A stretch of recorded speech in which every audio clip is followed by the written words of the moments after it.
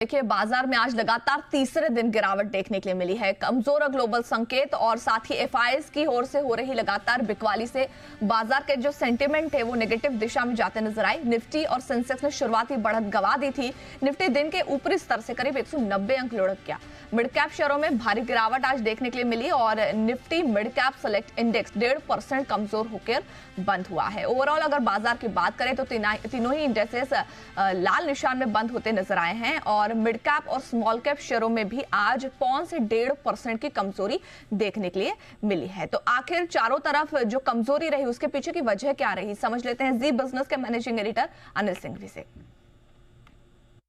लगातार तीसरे दिन आज भारतीय बाजारों में दिखा कमजोरी का माहौल। ये हफ्ता बड़ा भारी पड़ रहा है बाजार पे। तीनों के तीनों दिन बाजार में रही कमजोरी। कल भी कमजोरी वाला सेशन था, लेकिन निचले स्तरों से जो रिकवरी आई उससे थोड़ी उम्मीदें जगी थी कि शायद हम आज बचा पाए, क्योंकि वीकली एक्सपायरी कल खत्म हो चुकी थी।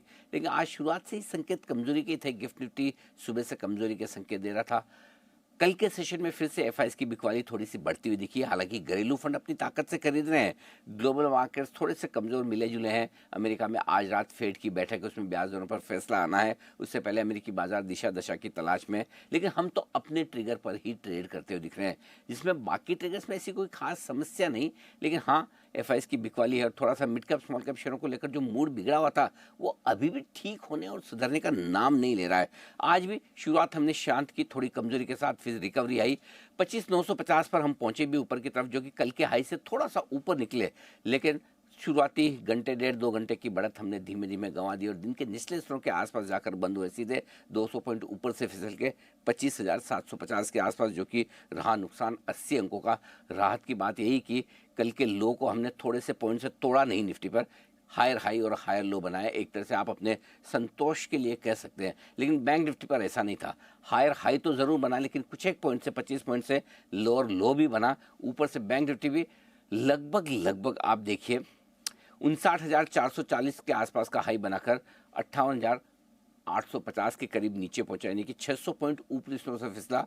और नुकसान बैंक निफ्टी में और सेंसेक्स में दोनों में लगभग बराबर रहा, 260-270 अंकों का। दिन के निचले स्तरों के आसपास ये भी बंद होते हुए नजर आए। लेकिन आज की समस्या फिर से रही छोटे मझोले शेयरों में। फॉर अ चेंज कल स्मॉल कैप इंडेक्स ने 5 दिनों की गिरावट पर ब्रेक लगाकर एक रिकवरी दी थी।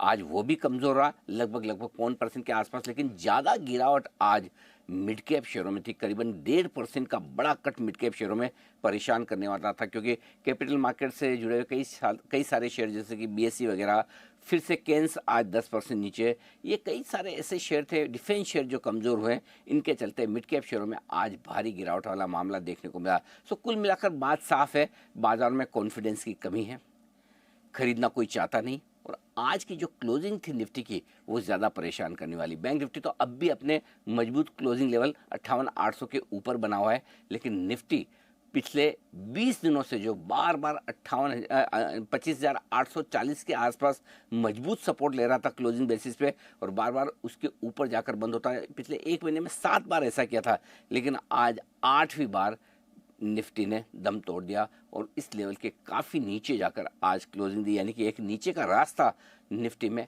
अब खुलता हुआ दिख रहा है आज की कमज़ोर क्लोजिंग के बाद।